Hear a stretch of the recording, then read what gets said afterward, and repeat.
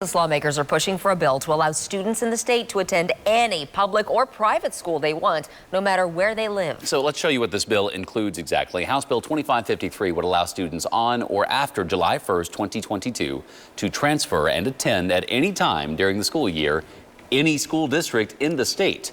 By January 1st of next year, each district would need to have a policy in place to determine how many transfers they can accept at each grade level. Each school district would be required to submit to the Department of Education the number of student transfers approved and denied and any reason for a denial. So districts cannot charge tuition or fees to non-resident students. In addition, every year, 10% of all Kansas school districts would be randomly audited.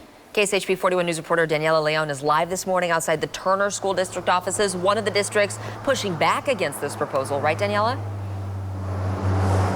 Good morning, Taylor and Lindsay. Yes, the Turner School District says their school board was elected to make decisions that fit well with their district, and what makes sense for one district may not necessarily work for other districts. Now, I spoke with the chair of the committee who is sponsoring the bill, Representative Christy Williams. Williams told me she believes this is a concept that works among private schools and thinks this can be done in public school settings. The bill has been introduced and heard by the committee, and in the next several weeks, they will decide how to move forward. Now, she told me she is very much aware that this bill isn't sitting well with school districts and says at the end of the day, her goal is to protect Kansas students' best interest.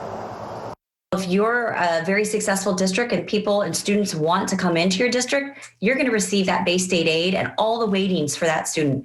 So you actually get a bump up. In terms of why wouldn't districts want this, I would ask them, who are you trying to keep out and for what reason? Are you trying to keep out low-income students? Are you trying to keep out students of color? What are your concerns? Because if you have capacity, let's take them.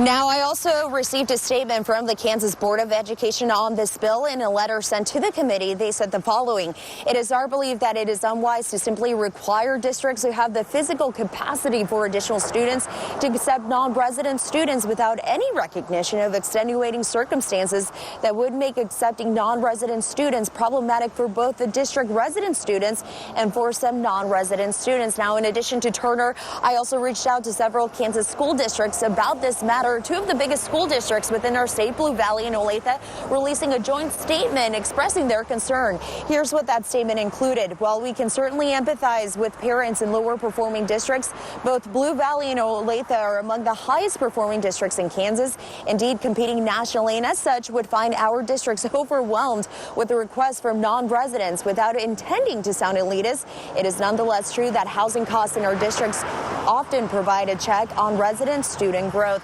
As of now, it's up to each individual district to decide on open enrollment policies. But right now, 28 other states, including the state of Colorado, have similar open enrollment policies in place. Taylor and Lindsay? It's a lot of information to process for any parent who has a child in school right now going, wait a minute, what would I be able to do? We know this bill, Daniela, does allow for districts to deny a student transfer.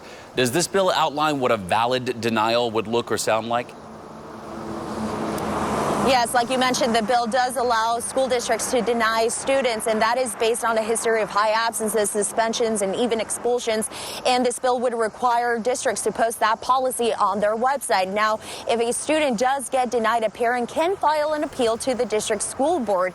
If that appeal gets denied, they can also take it up to the state, but have to do it within a 10-day span. Taylor and Lindsay?